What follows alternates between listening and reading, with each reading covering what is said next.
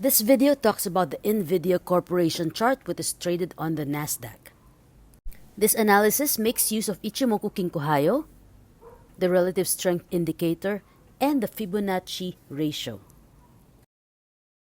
This shows the weekly chart of NVIDIA Corporation. The Ichimoku elements in this chart show the strength of the bulls. The Tenkan Sen and the Kijun Sen are on an uptrend. The Kumo is green and is therefore bullish and is also on an uptrend. The Chikou span is also on an uptrend. While the general sentiment is bullish, the Ichimoku elements also point to a short-term correction within its trend. After price hit a high of 823.94 on February 28, 2024, both the Tenkan Sen and the Kijun Sen started to flatten out. The same is true for the Chikou span. Here we can see that the Chikou span started to flatten out as well.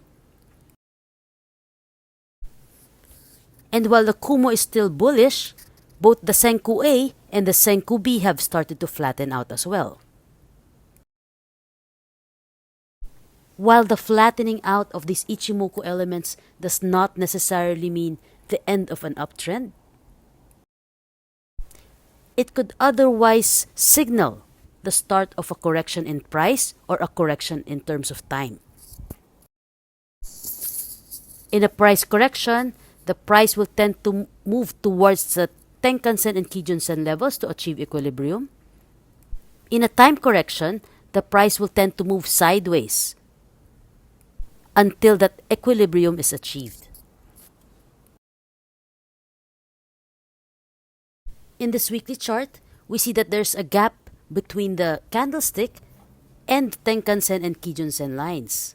This shows disequilibrium in the chart. In our study of Ichimoku, we know that if there is disequilibrium in a chart, the price will tend to correct itself in order to fulfill that gap and restore equilibrium. Now, I analyzed these corrections in price and corrections in time in terms of the relative strength index. Currently, the RSI stands at 86 in the weekly chart. And we are anticipating a possible correction because the RSI is overextended. We compare the current price action and the current RSI with the other time periods in which the RSI also exceeded 70. Between May 2023 and July 2023, the RSI also exceeded 70. It reached the high of 87. This overextension in the RSI led to a time correction from July to December 2023 when price moved sideways until the breakout happened in January 2024. Now let's go back further to October to November 2021. At that time, the RSI also exceeded 70 and went parabolic. It reached a high of 85. This marked the high of prices at that time period. What followed was a correction in price and also a correction in time. It was a year-long correction that started in November 2021 and ended in October 2022. We see these same time and price corrections happening in previous occurrences within the same chart.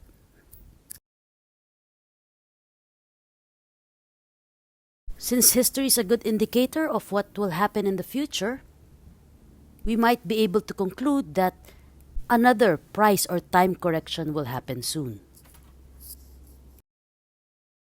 Now this is the daily chart. We plotted possible Fibonacci retracement levels. Currently, we see a candlestick with a long lower wick at the 236 Fibonacci level. This is at 775.18. If that level doesn't hold, if price goes below that level, The next level to watch is the 739.60 level, which is also where the Tenkan Sen is located. So we have a confluence of supports at that area. We have the 50% retracement level and also the Tenkan Sen. We also have the previous resistance level, which turned into support, which is at 739.60.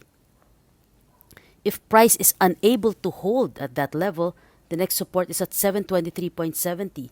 So the stronger support levels to watch is at 739.60 to 723.70, which is the 50% and 618 Fibonacci levels respectively.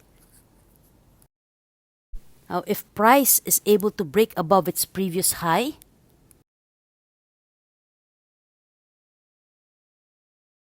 which is at 823.94, then we would expect strong momentum moving forward. Thank you very much for watching the video.